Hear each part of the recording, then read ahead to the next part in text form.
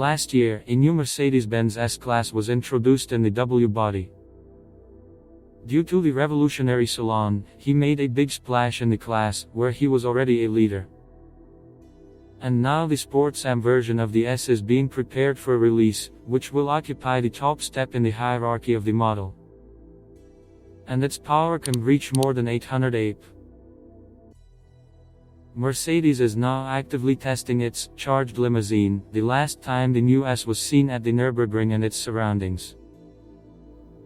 The camouflage was not dense at all, so we noticed that the car had undergone classic AM modifications: a black radiator grille like all fast Mercedes, enlarged brake discs with red or orange calipers, modified bumpers, a 4-barrel exhaust and original wheels with a characteristic design.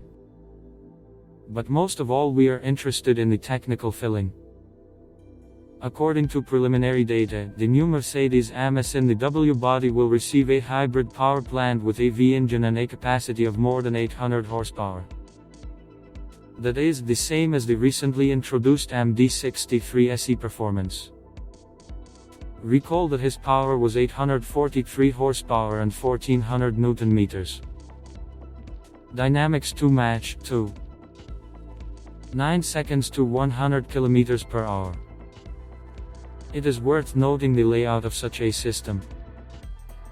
It is based on a V with 2 turbines. This is already about 600 horsepower. It is equipped with a 9-speed automatic with a wet clutch.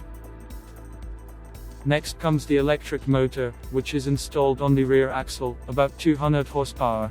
There is also another transmission and a differential with electronic locking.